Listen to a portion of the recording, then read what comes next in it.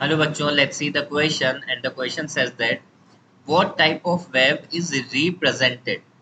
पहला आपको क्वेश्चन पूछा गया है डेंसिटी डिस्टेंस ग्राफ, दूसरा पूछा गया है डिस्प्लेसमेंट डिस्टेंस ग्राफ। मतलब क्वेश्चन का मीनिंग क्या है कि डेंसिटी डिस्टेंस ग्राफ किस तरह की वेव को रिप्रेजेंट करती है, which type of wave represented by density distance graph. The second आपसे पूछा गया है कि डिस्प्लेसमेंट डिस्टेंस ग्राफ किस तरह की वेव को रिप्रेजेंट करती है। ओके, सो क्वेश्चन आपको समझ आ गया। चलिए बात करते हैं यहाँ पर सॉल्यूशन की। और सॉल्यूशन से पहले बच्चों बात हम करते हैं यहाँ पर हमेशा की कंसेप्ट की। ठीक है, सो यहाँ पर इस क्वेश्चन को सॉल्व करने के लिए क्या की कंसेप्ट होगा। सो अगर आपको इस क्वेश्चन को सॉल्व करना है तो you have to know about the wave pattern. Okay, so here key concept is the wave pattern. Okay, and the types of the waves. तो देखिए दो तरह की वेव्स होती है। ठीक है, एक होता है लॉन्गिट्यूडनल टाइप का वेव, ठीक है, जिसका पैटर्न बच्चों आपको पता होना चाहिए। और दूसरा वेव पैटर्न हमें पता होना चाहिए किसका, ट्रांसवर्स वेव का। ओके, चलिए अगर इन दोनों वेव्स का पैटर्न हमें पता है तो हम ये दोनों ए और बी आंसर आपके दे सकते हैं। तो दोनों का कॉमन की कंसेप्ट हमें रखना है बच्चों। चलिए सबसे पहले यहाँ पर डेंसिटी डिस्टेंस ग्राफ की बात करते हैं। ठीक है, और डेंसिटी डिस्टेंस ग्राफ में बच्चों यहाँ पर मैं वेव पैटर्न बना रहा हूँ किसका, लॉन्गिट्यूडनल वेव का। सो लॉन्गिट्यूडनल वेव पैटर्न। ओके, किस तरह का पैटर्न होता है आप ये देखिएगा। ठीक है बच्चों, यहाँ पर जो लॉन्गिट्यूडनल वेव होती है वो किस तरह की बनती है, लाइक इस तरह से। ओके, ये कंप्रेशन जोन मैंने बना रखा है and this is rarefaction zone. Then again यहाँ पर मैं कंप्रेशन जोन बना देता हूँ, that is the compression zone, right. फिर अगेन यहाँ पर क्या आएगा, रेरफेक्शन जोन। ठीक है, अब देखिए बच्चों, ये जो लॉन्गिट्यूडनल वेव का पैटर्न है वो किस तरह से बना है, वो इन दो तरह के जोन से मिलकर चलता है। ठीक है, एक ये वाला जो जोन है इसको हम बोलते हैं बच्चों कंप्रेशन जोन। ओके, और जो दूसरा जोन है इसका नाम क्या है, इसका नाम है rarefaction, that is rarefaction zone. इन जोन्स के बारे में जान लेते हैं बच्चों। तो ये जो कंप्रेशन जोन होता है बच्चों, यहाँ पर ये लिख रहा हूं मैं कंप्रेशन जोन। तो ये जो कंप्रेशन जोन है इसमें क्या होता है, तो बच्चों कंप्रेशन जोन में जो पार्टिकल्स ऑफ द मीडियम होते हैं वो क्लोजली पैक्ड होते हैं। जो पार्टिकल ऑफ द मीडियम है दे आर क्लोजली पैक्ड। अब बच्चों अगर वो क्लोजली पैक्ड है, यानी कि यहाँ पर अगर मैं मॉलिक्यूल ये इस तरह से एटम्स मॉलिक्यूल्स या फिर पार्टिकल्स बना दूं मीडियम के बच्चों, तो ये पार्टिकल्स एक दूसरे के कितने पास हैं आपको यहाँ पर नजर आ रहा होगा बच्चों, कितने पास पास पार्टिकल्स हैं।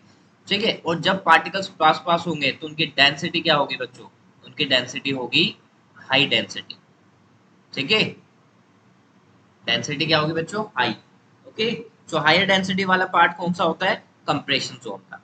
ओके, नेक्स्ट कौन सा जोन है बच्चों यहाँ पर, नेक्स्ट है रेरफेक्शन जोन। तो अब रेरफेक्शन जोन में अगर मैं यहाँ पर क्या करता हूँ, इस तरह से पार्टिकल बनाता हूँ लाइक दिस। तो आप देख पा रहे हैं ना ये पार्टिकल एक दूसरे से फार अपार्ट है, एक दूसरे से दूर दूर है। तो रेरफेक्शन जोन में क्या होता है, पार्टिकल्स, यहाँ लिख देता हूँ मैं, particles are far apart. Particle एक दूसरे से कैसे होते हैं, फार अपार्ट यानी दूर दूर। अब जब पार्टिकल्स दूर दूर है बच्चों तो उसकी डेंसिटी क्या होगी, वहां पर डेंसिटी इस जोन की क्या होगी बच्चों, लोअर डेंसिटी होगी। ओके, इस जोन की डेंसिटी कैसी होगी, लोअर डेंसिटी। तो अब बच्चों कह सकते हैं कि यहाँ पर जो डिस्टेंस, डेंसिटी और डिस्टेंस ग्राफ है, सो डेंसिटी डिस्टेंस ग्राफ अगर आप यहाँ पर खींचते हैं तो आपको क्या मिलेगा, एक तरफ कंप्रेशन जोन में हाई डेंसिटी मिलेगी और रेरफेक्शन जोन में आपको लोअर डेंसिटी मिलेगी। और ये डेंसिटी कैसी है, देखिए यहाँ पर मैं अगर बना दूं कि दैट इज द डिस्टेंस, देखिए ये डिस्टेंस है तो डिस्टेंस बढ़ती भी है, तो यहाँ पर आपका कंप्रेशन रेरफेक्शन जोन आता जाएगा। So that is the density distance graph. Okay, so first answer आपका आ गया है कि डेंसिटी डिस्टेंस ग्राफ किस तरह की वेव को रिप्रेजेंट करती है। तो आंसर है हमारा बच्चों, that represent the longitudinal wave. Okay, that is our first answer. चलिए अब बी वाले सेक्शन की भी बात कर लेते हैं यहाँ पर बच्चों। की कंसेप्ट मैंने आपको बताया, की कंसेप्ट आपका एज इट इज रहेगा, सेम रहेगा। तो डिस्प्लेसमेंट डिस्टेंस ग्राफ, देखिए डिस्प्लेसमेंट डिस्टेंस ग्राफ को समझने के लिए हमें ट्रांसवर्स वेव का पैटर्न समझना पड़ेगा। सो ट्रांसवर्स वेव पैटर्न, अब आपको पता है ट्रांसवर्स वेव का पैटर्न किस तरह का होता है, एग्जैक्टली बता आपको ये चीज पता है।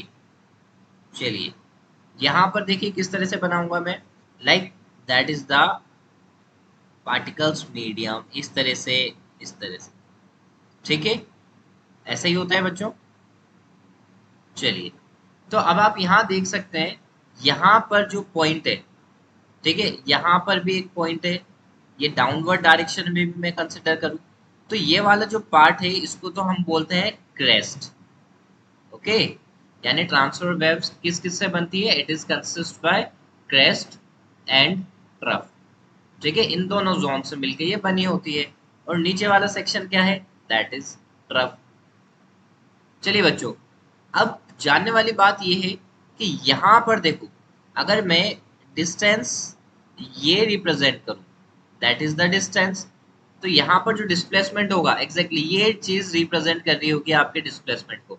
और बच्चों ये जो होता है पॉइंट, तो इसको बोलते हैं मैक्सिमम डिस्प्लेसमेंट वाला पॉइंट, और यहाँ पर इसको नाम दिया गया है एम्पलीट्यूड। तो प्लस ए से यहाँ पर मैं रिप्रेजेंट कर रहा हूँ एम्पलीट्यूड को। सो एम्पलीट्यूड क्या होता है, amplitude is the point of maximum displacement, point of maximum displacement. तो देखिए बेटा, ऊपर ही ऊपर वाला जो ये पॉइंट मैंने आपको बताया है, इस पॉइंट पर डिस्प्लेसमेंट मैक्सिमम होगा कितना, एम्पलीट्यूड के बराबर। और यहाँ पर देखिए बच्चों, ये डाउनवर्ड डायरेक्शन में डिस्प्लेसमेंट है, तो यहाँ पर कितना होगा डिस्प्लेसमेंट, माइनस है, ठीक है, अपोजिट डायरेक्शन में मैक्सिमम डिस्प्लेसमेंट। तो अब आप यहाँ पर पता लगा सकते हो ना बच्चों कि यहाँ पर तो आपने अगर इस तरह का जो है डिस्प्लेसमेंट डिस्टेंस ग्राफ अगर आपने बनाया है, तो यहाँ पर डिस्प्लेसमेंट आपका आएगा, ओके, और यहाँ पर आपका आएगा डिस्टेंस, ओके, क्योंकि ये अप एंड डाउन को रिप्रेजेंट करते हुए यहाँ पर हमारे पास क्या है, लाइक इस तरह से अप एंड डाउन को रिप्रेजेंट करते हुए हमारे पास एम्पलीट्यूड है, और एम्पलीट्यूड किस चीज को रिप्रेजेंट करता है, that is represent the displacement. Okay बच्चों, तो यहाँ पर देखिए मैं इसका भी आंसर लिख देता हूँ, आंसर क्या आएगा यहाँ पर, ट्रांसवर्स वेव। ओके, दोनों क्वेश्चंस के आंसर हमारे आ चुके हैं। I hope you understood it well, best of luck and thank you so much.